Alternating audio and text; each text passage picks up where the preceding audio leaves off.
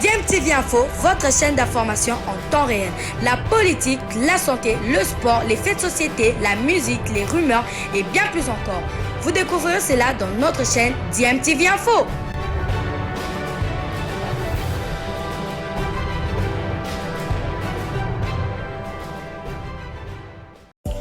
Vous êtes sur DMTV, bonjour ou bonsoir, tout dépend de l'heure à laquelle vous nous suivez. Tout plaisir est pour nous de vous retrouver, mais surtout de savoir que vous êtes nombreux en train de suivre votre chaîne YouTube DMTV. DMTV qui vous propose l'actualité, vous propose également des analyses et des réflexions sur des sujets d'actualité, sur des faits sociaux, tout simplement sur des réalités que nous observons ici chez nous en République démocratique du Congo. Il a décidé de sortir de son silence quelques semaines après son départ de la tête du staff technique de l'ASV Club de Kinshasa. Le coach Abdeslam Ouadou a pris la parole pour la première fois pour justifier son séjour mitigé au sein du club vert et noir de Kinshasa. Le technicien marocain a, dans une interview accordée à nos confrères d'Afrique Foot, dénoncé un club de V-Club sans moyens et sans structure à son arrivée. Selon lui, le club quinois est une coquille vide.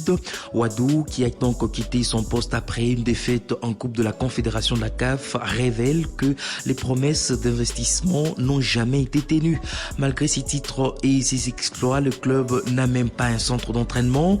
On s'entraîne tous les jours sur un terrain différent. Le matin, on ne sait pas sur quel terrain nous allons nous entraîner. Pour un club de cette dimension, ce n'est juste pas normal, a-t-il indiqué.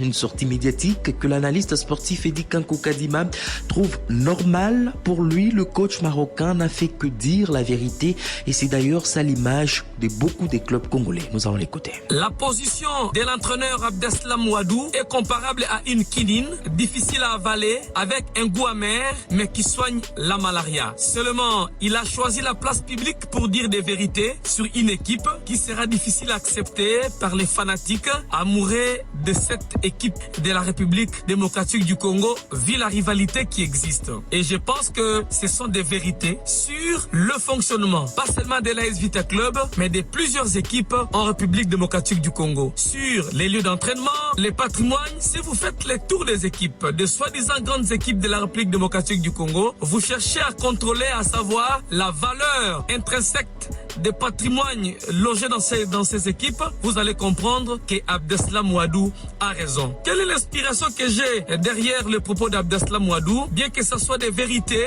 qu'il expose sur la place publique, ça sera peut-être difficile aux supporters d'avaler, mais ça doit être aussi un moment de réflexion, d'introspection et de révolte pour permettre aux supporters, aux fanatiques, aux comités, aux personnes qui viennent pour prendre les équipes, notamment Vita Club, de comprendre qu'aujourd'hui, ces équipes ne représentent absolument rien.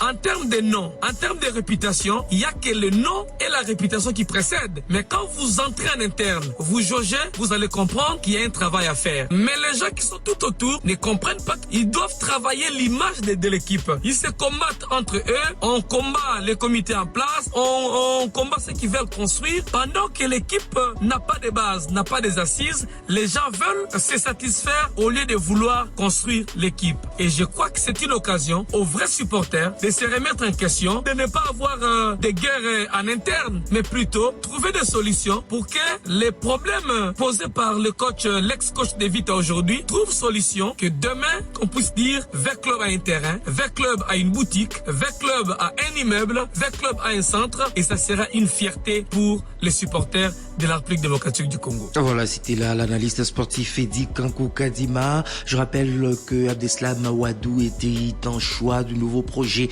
de l'ASV Club dirigé par Amadou Diaby pour le relèvement en tout cas de cette formation. Abdeslam Ouadou aura donc vécu une saison difficile marquée par le haut et les bas, mais sauvée malgré tout par une Coupe du Congo, synonyme de la qualification en Coupe de la Confédération de la CAF.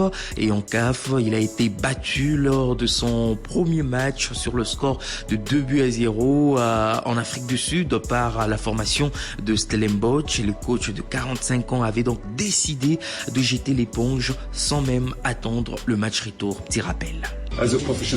En tant qu'un coach professionnel, je ne peux pas continuer à travailler dans de telles conditions. Arriver au lieu du match, même pas 24 heures, mais 14 heures avant le coup d'envoi. En plus de cela, 104 ou 5 de vos titulaires absents à cause d'un problème de passeport. C'est vraiment très difficile pour moi. Et ceci était mon dernier match. Je souhaite le meilleur à mon équipe. C'est juste un petit rappel de cette déclaration d'Abdeslam Ouadou qui avait donc annoncé sa démission en Afrique du Sud après ce match perdu par la formation de V Club. Et dans la foulée, le coach avait séché des entraînements ici à Kinshasa, bien qu'il avait la confiance du staff dirigeant qui avait par la suite pris acte de sa démission, la démission du technicien marocain. Bizile le kamaloba na ebele.